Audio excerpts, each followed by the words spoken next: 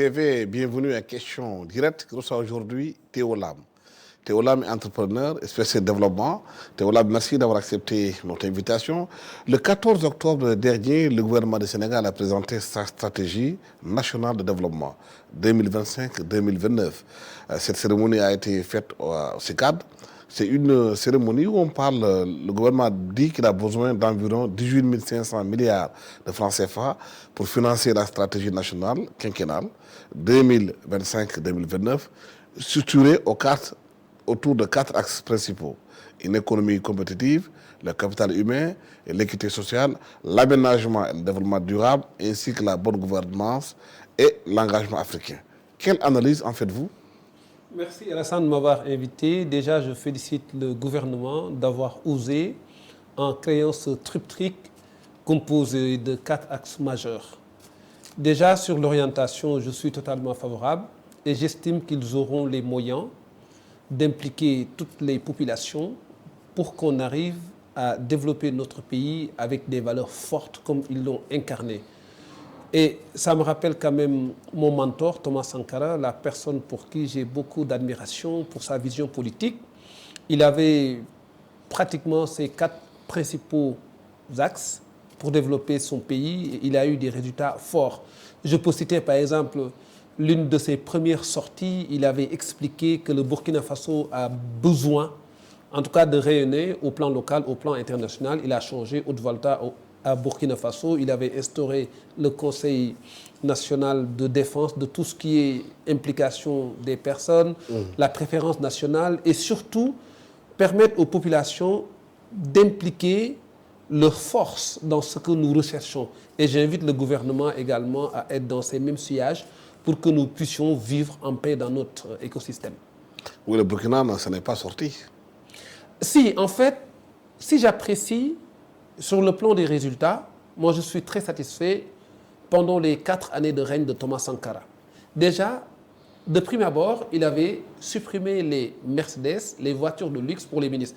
Moi, j'ai eu la confidence d'un de ces ministres qui m'avait dit « Thomas avait voulu qu'une seule voiture, qu'elle soit partagée pour 2 ministres. Au début, c'est ce qu'il voulait.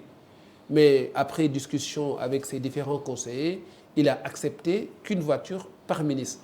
Et ce qui est important aujourd'hui par rapport à cette vision de Thomas Sankara, quand on parle de révolution, moi je parle de la partie économique comme Mamadou Dia, ce qu'il faisait chez nous, comme les visions des Africains qui ont impacté leur communauté comme Cheikh Anta Diop, comme d'autres qu'on peut citer. Pour moi, on a eu de très bons résultats. Pour moi, on a eu des signaux forts. On peut s'inspirer de ce qui a été fait pour aboutir à des schémas réalistes chez nous. Et au Sénégal, aujourd'hui, si on revient au pays, on parle de ce qui se passe. Le chômage est encore de plus en plus puissant. La LSD a sorti ses derniers chiffres en disant que le chômage a augmenté pratiquement de 5%. C'est là où j'inviterai le gouvernement à être inventif, à être créatif et surtout d'innover en matière d'employabilité des jeunes. C'est vrai que nous avons estimé que l'enseignement supérieur est un très bon moyen pour accompagner les enfants à développer leurs capacités. Mais aujourd'hui, nous avons du mal, en tant que chef d'entreprise, de discuter avec des jeunes sortis du système éducatif et de leur donner leur chance de premier emploi. Pourquoi? Déjà, mais parce que tout simplement, si le jeune arrive chez toi, tu as du mal à comprendre où est-ce que tu peux le mettre pour qu'il apporte ses compétences et ses capacités dans la vision que tu as tracée. Généralement, le jeune viendra te dire « j'ai appris la comptabilité, j'ai appris le marketing, j'ai appris la technologie ». Au moment d'être en vision pratique sur le développement de ton entreprise, le jeune a du mal à s'insérer et à pratiquer. Et pour moi, aujourd'hui, ce système ne garantit pas la performance des entreprises.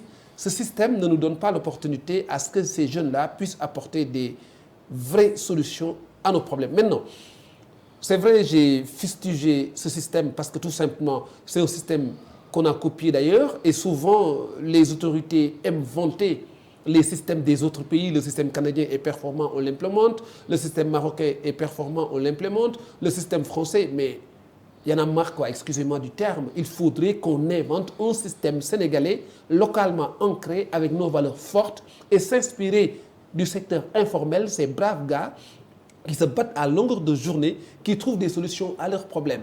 S'inspirer des femmes qui réussissent à faire de très belles choses dans notre économie, s'inspirer des artisans et s'inspirer des personnes qui font bouger notre économie. Et pour conclure par rapport à ce système qui me fait très mal, on n'a jamais donné l'opportunité aux étudiants de pratiquer. Quand je parle pratiquer, je ne fais pas allusion forcément aux stages, parce qu'on le sait très bien, les stages que nous proposons aux jeunes, ce sont des types de séjours en entreprise qui ne donnent pas aux jeunes l'opportunité d'agir ou d'interagir. On leur demande de photocopier des documents, on les fait faire des courses, on leur donne l'opportunité de réfléchir juste sur des projets qui sont déjà aboutis. Donc, ils ne sont pas dans une position de réfléchir et de proposer des actes concrets dans la vie de l'entreprise. Ce que je proposerai, par exemple, les étudiants qui sont en agriculture, on doit leur donner l'opportunité de séjourner d'abord dans des fermes pour comprendre ce qu'est exploitation agricole, ce qu'est chaîne de valeur, ce qu'est manquement en termes d'opportunités d'affaires. Les étudiants qui veulent faire le marketing, on crée des conditions à ce que ces jeunes aillent dans des entreprises dont il y a un besoin de marketing et que ces jeunes préparent leurs initiatives à travers des actions concrètes. Les jeunes qui veulent faire de la communication, pareil. Je veux juste dire, il faut qu'on instaure à l'école les activités pratiques qui permettent à nos jeunes d'utiliser leur cerveau. Et quand on utilise le cerveau, on deviendra expert. Mais ça demande un changement de paradigme extraordinaire. Aujourd'hui, le constat qu'on fait au Sénégal aujourd'hui, de plus en plus, sur le plan économique, les choses sont difficiles. Mais tu sais ce que je ne veux pas qu'on traverse.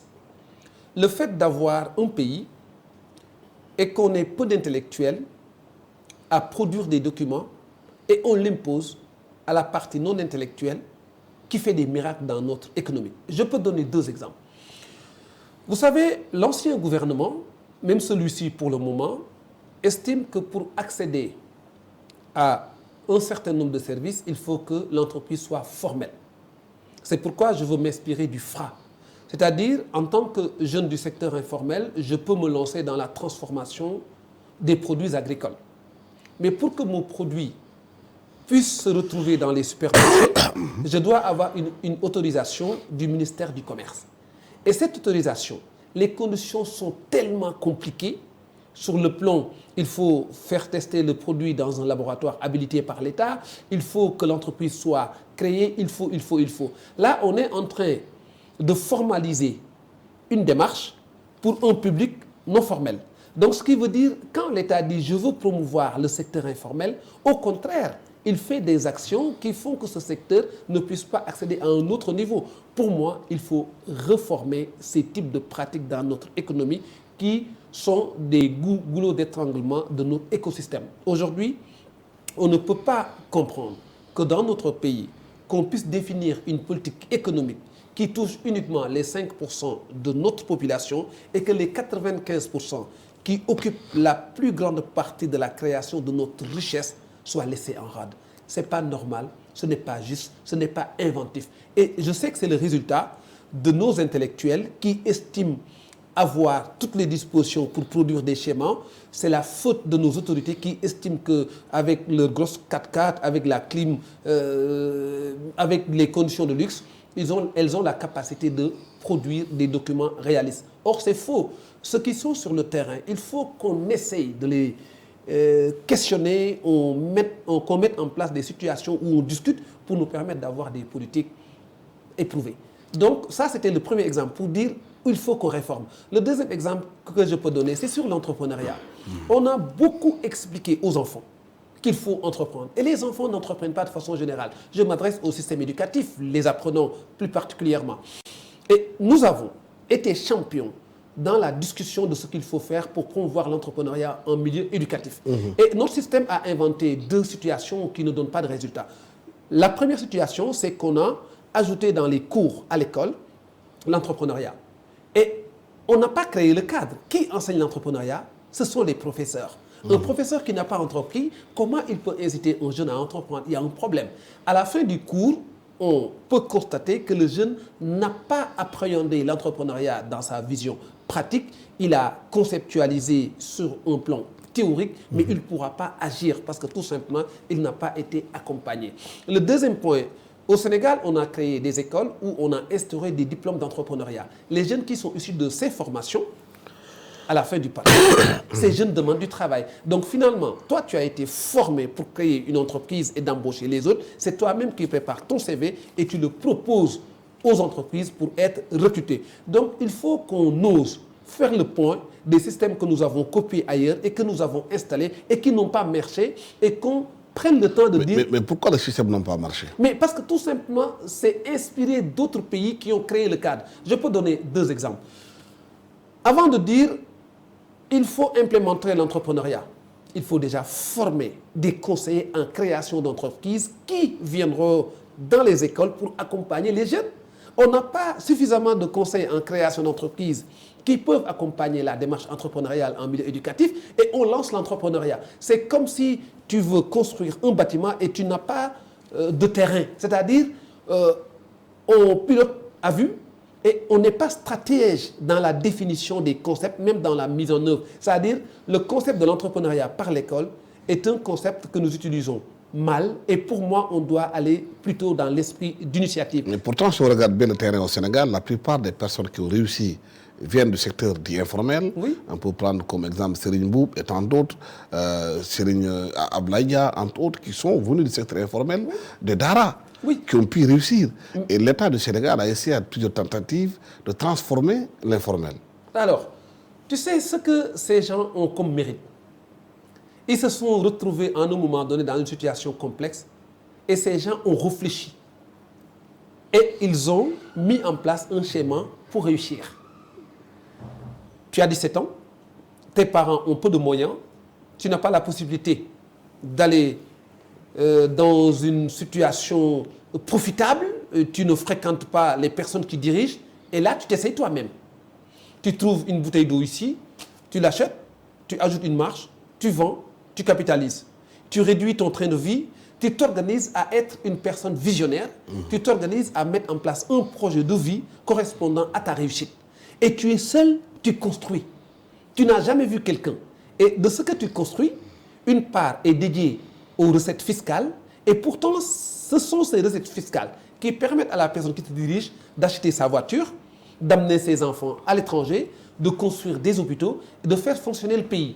Donc finalement, toi-même, qui n'as pas eu à te confronter à la situation réelle, tu nous diriges. Mais l'autre qui fait une situation réelle, tu dis, moi en tant qu'autorité, c'est à moi de concevoir la politique et je ne la consulte pas. C'est une erreur de ne pas consulter cette personne.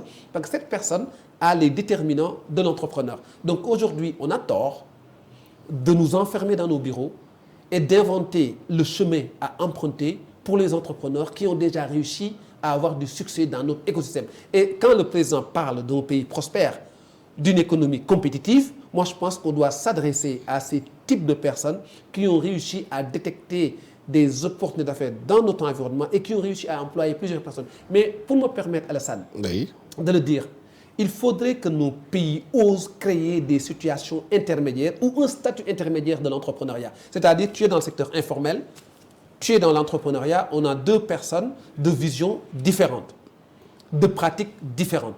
Maintenant, l'État du Sénégal peut oser dire entre le secteur informel et le secteur formel, l'entrepreneur enregistré, je crée un nouveau statut intermédiaire de 3 ans. C'est-à-dire, si tu veux quitter l'informel et aller à la formalisation, voici un processus, tu as 3 ans pour le faire et on crée des scénarios qui sont possibles. Mais on ne peut pas de façon irréfléchie copier les politiques d'autres pays. Est-ce que la question de fond, ce n'est pas aussi les familles qui ne créent pas des entrepreneurs? Parce que quand vous regardez dans les pays asiatiques ou bien dans les pays américains, l'enfant déjà dès le bas âge, il est dans l'entrepreneuriat. Il arrive à s'en sortir, il se bat pour se prendre en charge. Et dans nos familles, on a l'impression que les enfants qu'on éduque, c'est des consommateurs passifs. Alors, dans ces pays, ils ont eu la chance d'avoir des dirigeants leaders. Je fais référence à Thomas Sankara. Il avait une vision de créer autour de son concept la famille et que la femme doit diriger. Lui, il l'a brillamment réussi. Je peux donner 3 exemples assez rapidement. Pour créer une famille où tout le monde est responsable de toute une personne qui appartient à la population, il avait dit, je veux promouvoir l'économie locale. Je veux que dans chaque province, que les populations locales inventent un système pour lequel c'est à nous-mêmes de créer les conditions pour fabriquer des logements pour les fonctionnaires. Et dans chaque province, on avait fixé 20 maisons. Ça, là, tu mets la main à la pâte et tu pousses la population à être actrice de ce changement que tu veux prôner. Ensuite, les enfants, à leur niveau, à chaque projet, on leur demande de pratiquer à leur échelle, bien évidemment. C'est-à-dire que tout le monde participe à la création de valeur. Maintenant, pour revenir à ta question, nous avons estimé que ce qui nous a fait réussir est caduc. Or, c'est faux. Mais nous, on nous avait donné une éducation très rigoureuse. On nous avait éduqués suivant des limites très précises. Tu ne peux pas faire certaines choses parce que nous avions eu deux concepts. Le rousse et le djom. C'est-à-dire, comme on le dit en Wolof, tu n'oses pas le faire, même si tu es seul. Il y a d'autres choses, en présence de certaines personnes, tu ne peux pas le faire. Ces deux notions fondamentales qui nous ont donné l'opportunité d'être des personnes fortes aujourd'hui, on ne transmet pas ces deux notions à nos enfants. Et on a estimé que seul le système, hérité d'ailleurs, permet à ce que nos enfants grandissent et deviennent des champions dans notre écosystème. Et moi, je veux dire, et c'est un appel en même temps à nos autorités, de revenir à la base fondamentale d'une famille. Une famille, c'est un enfant qui fait des petits travaux à la maison.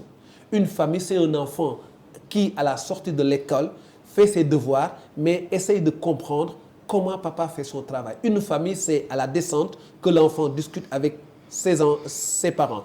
Une famille, c'est le respect total. Une famille, c'est l'orientation d'un patriarche et que tout le monde suit la cadence. Une famille, c'est vraiment ce que nos parents ont vécu. Ils nous ont transféré ce mode de vie et nous sommes devenus des personnes irréprochables. Mais nous avons des enfants pour qui on peut reprocher beaucoup de choses parce que ces enfants n'ont pas de repères. On ne leur a pas donné de repères. Parce que le constat qu'on a fait dans les familles sénégalaises d'aujourd'hui, il y a un problème d'éducation. Les parents s'occupent plus de leurs enfants en disant qu'ils ont des problèmes économiques. La pauvreté est comme argument qui est donné. Et les parents qui ont les moyens eux-mêmes achètent des téléphones portables pour les enfants. Il n'y a pas de communication dans la famille. Le bol familial, qui est un lieu de socialisation, il a disparu. Mais Alassane, moi je ne suis pas d'accord sur le fait que certaines personnes disent que sans moyens, on ne peut pas éduquer nos enfants. Les enfants les mieux éduqués, les enfants qui réussissent brillamment et les grands intellectuels aujourd'hui qui nous gouvernent sont des personnes pour lesquelles les parents n'ont pas eu de grands moyens. En général, ils viennent des villages reculés. Ils ont connu la capitale après le baccalauréat. Et tu peux imaginer les conditions difficiles que ces personnes ont bravées pour arriver à ce niveau de réussite. La preuve avec le président Bassirou Diomaye Faye. C'est un exemple à partager. C'est un modèle de réussite qu'on peut présenter à tous les Africains pour dire, mais regardez là où ce président vient et comment il a réussi à. Maintenant, ce n'est pas le président Bassirou Diomaye Faye qui est à l'origine de notre débat, mais ce sont les valeurs que les parents lui ont données qui lui ont été favorables aujourd'hui pour incarner ce qu'il a de mieux. Par exemple, il y a beaucoup de Sénégalais qui estiment qu'il est poli, qu'il ne parle pas beaucoup et qu'il se concentre à son travail. Et tant mieux, il n'y a pas de problème. Il y a beaucoup de pays qui ont connu la crise de la famille. La Chine, à un moment, a connu cette situation, le Vietnam, le Singapour et même la Corée du Sud. Mais ces pays ont pu rebondir en se basant sur la famille, sur l'éducation inculquée aux enfants, en introduisant la technologie et les sciences dans l'éducation qui ont permis à ces pays aujourd'hui d'être des champions du monde. Mais Alassane, comme je te disais tout à l'heure, c'est un problème d'abord de leader. Qui dirige le pays? Si la personne qui nous dirige est audacieuse, elle peut incarner la famille comme pilier fondamental du succès. Par exemple, dans notre situation, le président veut une nouvelle ère basée sur 3 éléments fondamentaux. On doit avoir la prospérité, on doit avoir un pays juste, on doit avoir un pays qui est gouverné dans la transparence. Je suis d'accord avec cet alignement. Cependant, qu'est-ce qu'on doit construire comme fondement localement pour que ces enfants puissent grandir dans cet environnement? Déjà, à l'école, il faut impérativement que ce nouveau paradigme soit enseigné dès le bas âge. Les enfants doivent comprendre les valeurs de notre République. Les enfants doivent comprendre comment nos grands-parents vivaient. Nos enfants doivent comprendre le référentiel 2050. Pardon. Il s'agit de quoi? Qu'est-ce qu'on doit faire? Parce que j'ai l'impression que l'État veut faire avec des valeurs fortes de nos grands-parents, mais il faut que ces valeurs-là soient étudiées. En plus, quand tu me parles du modèle chinois, je soutiens toujours qu'il faut qu'il y ait qu'un dirigeant fort. Mais en plus de ce dirigeant fort, il faut qu'il y ait une vision. Elle existe chez nous actuellement. Mais cette vision doit être accompagnée d'une politique de vulgarisation. Aujourd'hui, nous avons du mal même à nous documenter sur ce qui nous concerne. Pour avoir accès à l'information, c'est très difficile pour nous en tant que population. Les pays développés ont la chance de comprendre comment fonctionne l'Afrique, ont accès à toutes les documentations, ont accès à notre façon de vivre. Raison pour laquelle ce sont ces pays-là qui nous fournissent les lunettes, ce sont les pays qui nous comprennent mieux et qui nous vendent des ordinateurs, ce sont ces pays qui nous vendent tout de façon générale, les biens de consommation et les services à haute valeur ajoutée. Donc aujourd'hui, nous avons intérêt à inscrire au niveau de nos différents programmes notre identité culturelle, notre pratique qui a réussi, par exemple dans le domaine agricole. Le paysan qui a son exploitation et qui fait des miracles n'a rien à voir avec l'ingénieur agricole qui a fait 4 ans d'études et qui est assis dans son bureau et qui invente des chemins pour réussir l'entrepreneuriat agricole. Et pour moi, aujourd'hui, il faut qu'on arrive à instaurer ces types de pratiques au niveau de l'école. Mais il y a d'autres choses également qui sont fantastiques, que j'ai découvert dans le cadre de mon parcours. Nous avons des femmes qui ont réussi à impacter leur communauté. Et très souvent, nous prenons ces femmes-là en les présentant à la communauté. Je suis totalement contre. On ne doit pas présenter ces femmes-là. On doit prendre le temps de raconter leur histoire, leur parcours, de mettre ça dans des manuels et d'enseigner ces types de pratiques. Par exemple, on peut dire Tata Marie-Thérèse Basse est arrivée à ce niveau parce que tout simplement, voici ce qu'elle faisait au quotidien. On s'inspire d'elle de cette façon. Mais on ne peut pas présenter Marie-Thérèse Basse comme la première femme médecin, comme la première femme d'éthique de l'ITEA, comme la première femme qui a reçu tel prix. Non, moi je la connaissais personnellement. Elle a même contribué à l'un de mes livres, L'entrepreneuriat féminin, une mine d'or inexploitée. Donc, c'est une femme que j'ai côtoyée. À chaque fois que j'avais besoin de me ressourcer, je partais chez elle en ville, mais tous les jeunes n'ont pas cette possibilité. Je connais d'autres personnes avec qui je partage souvent des réflexions. Ousmane Blondé Diop, tonton Djibril Ngam. J'ai des tontons et des tatas qui sont là, qui ont gouverné le pays pendant Abdou Diouf, pendant son magistère, bien évidemment, sous l'ère Wade, sous l'ère Senghor, il y en a peu, mais au moins j'ai la chance de discuter avec ces personnes. Mais tous les jeunes n'ont pas ces chances-là. Donc, j'invite également nos États à regrouper autour d'une table ces personnes pour faire de la production intellectuelle, à enseigner auprès de nos enfants. Parce que, quoi qu'on puisse dire aujourd'hui, quand tu rencontres ces personnes-là, tu seras nostalgique de l'ancienne époque. Quand tu rencontres ces personnes, tu vois des personnes qui te parlent Wolof brillamment, qui te parlent français brillamment, qui te parlent anglais brillamment, sans faute. C'est-à-dire, j'ai l'impression que nous avons de l'or et nous ne profitons pas pour valoriser cet or.